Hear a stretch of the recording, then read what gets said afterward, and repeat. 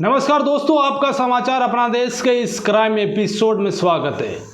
दोस्तों, क्राइम करने के बाद कातिल ये सोचता है कि वो पकड़ा नहीं जाएगा, लेकिन वो कितने दिन तक बचता है? वो कुछ ही दिन बचता है, लेकिन उसकी जब किया हुआ उसका जुर्म है वो आखिरकार खुल जाता है और वो फिर सलाखों के पीछे पहुंच जाता है। आज की कहानी ही एक ऐसी कहानी है जिसमें एक शख्स ने अपने लालच के लिए अपनों का ही खून कर दिया। तो ये कहानी आप पूरी ज़रूर सुनिएगा। ये कहानी है 2017 में 22 जून को दिल्ली और हापुड़ इलाका है, वहाँ पर एक माँ बेटे दोनों मोटरसाइकिल से जा रहे थे।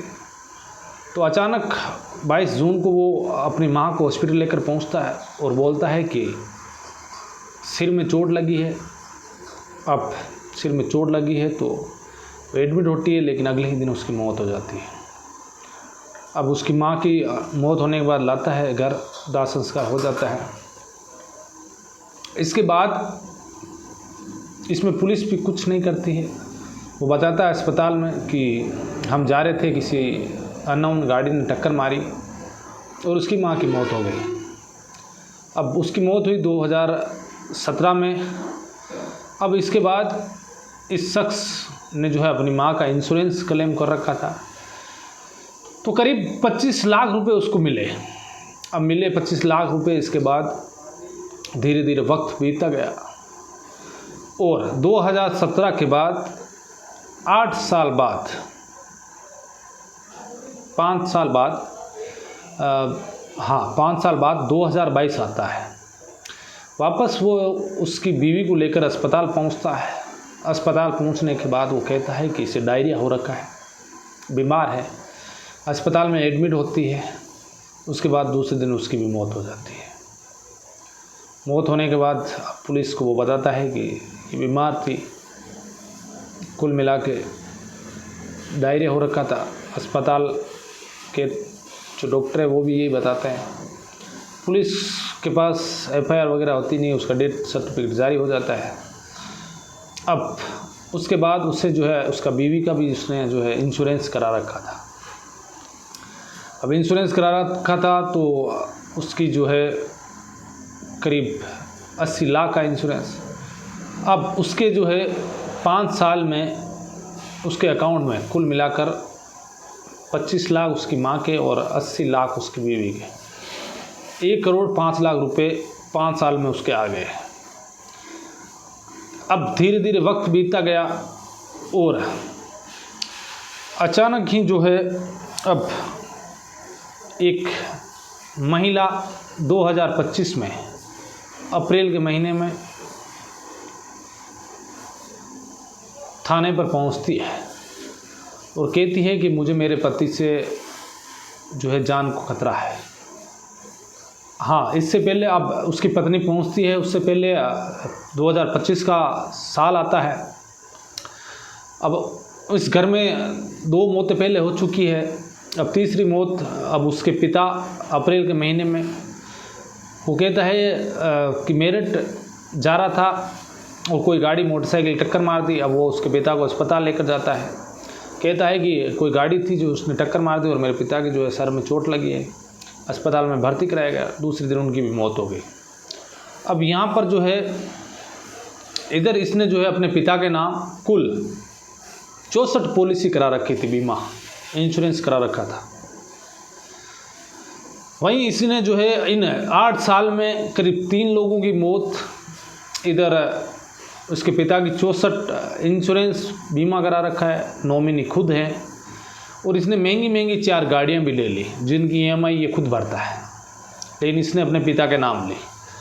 अब इधर उसकी चौथी बीवी जो जाती है, वो कहती है कि मैं इसकी चौथी बीवी हूँ।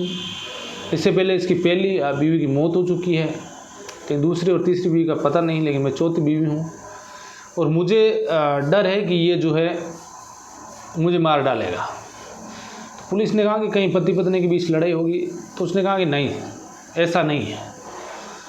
जब जब इस शख्स ने, जिसका नाम बताया उसने, विशाल सिंघल, जिसकी उम्र करीब 37 साल, कि जब विशाल सिंघल ने जिसका भी इंश्योरेंस कराया वो अब इस दुनिया में नहीं रहा है। तो उसने बताया कि भाई देखो कि पुलिस को कहाँ, अब इंश्योरेंस कंपनियां इधर अपनी इन्वेस्टिगेशन कर रही है, जांच कर रही है कि उनका भी दिमाग ठंडा कि 64 पॉलिसियाँ करा रखी है, इसमें से 2 पॉलिसियाँ तो उसके बाप मरने के बाद उसने जो है उसका पैसा भी उसके खाते में आ गया। लेकिन अचानक अब इंश्योरेंस पॉलिसी वाले जो है पता लगा रहे हैं कि इसके पिता का अकाउंट स्टेटमेंट देखा कि भाई 4 गाड़ियाँ ले रखी है, इधर इंश्योरेंस के करोड़ों रुपए महीने के अदा कर रहा है। तो कहा कि ये एक साधारण सा लड़का जो फोटोग्राफी का उसके पिता का काम था, एक स्टूडियो था फोटोग्राफी का, उसके बाद इसने संभाला। ज़्यादा पैसे नहीं थे, महीने के 25-30 हज़ार रुपये कमाने वाला, इतने पॉलिसियाँ कैसे करा ली।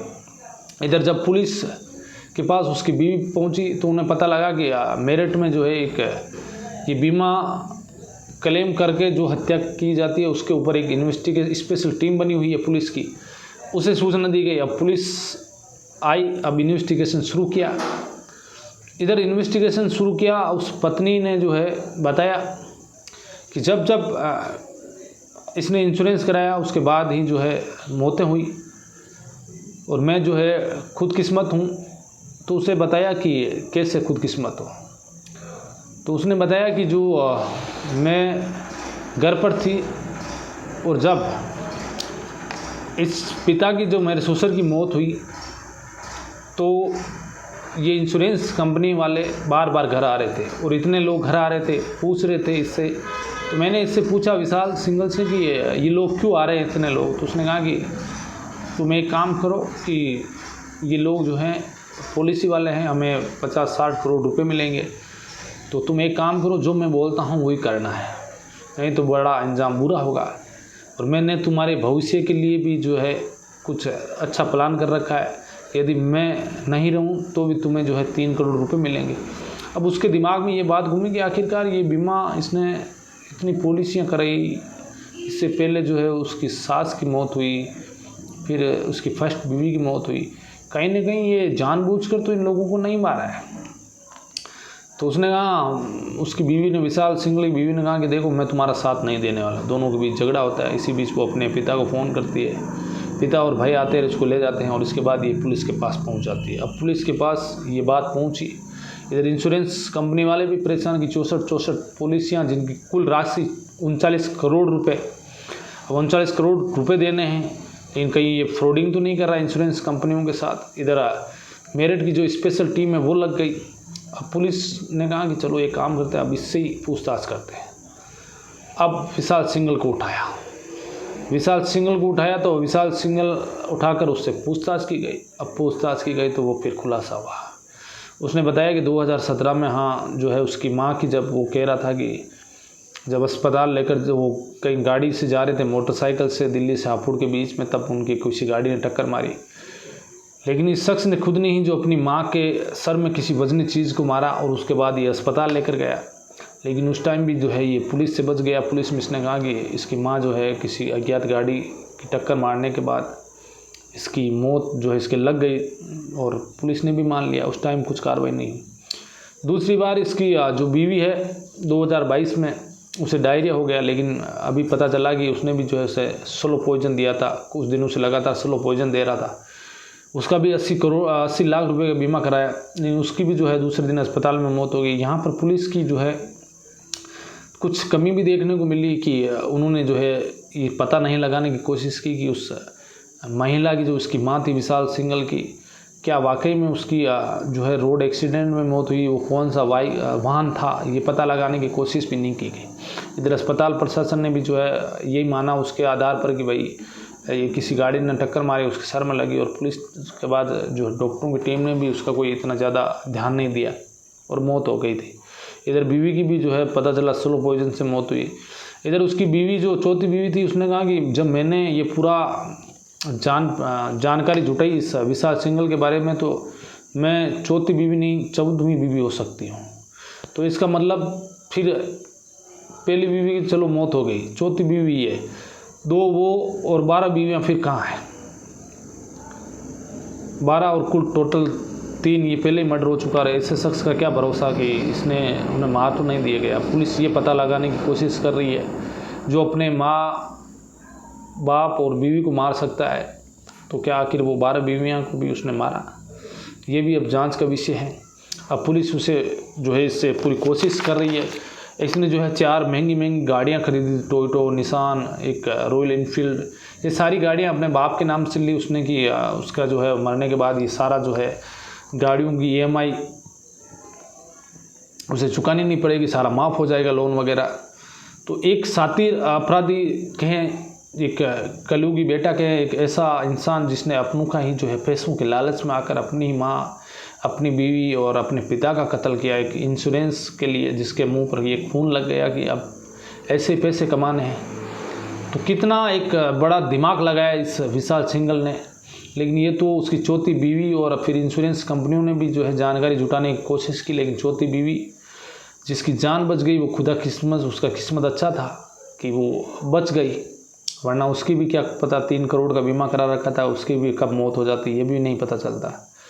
लेकिन कहीं ना कहीं इस मामले में जो है अब इससे सारे राज उगले जाएंगे। इसने आखिरकार इस तरीके से जो है कहाँ से ये आइडिया लेकर आया और किस तरीके से जो है इसने अपनी माँ का कत्ल किया, फिर अपने बीवी का, अपने पिता का, एक ऐसी औलाद जिसको माँ बाप ने कितना जो है लाड प्यार से पाला होगा, लेकिन उन्हीं का जो है इसने कत्ल कर दिया और सिर्फ पैसों के लालच में।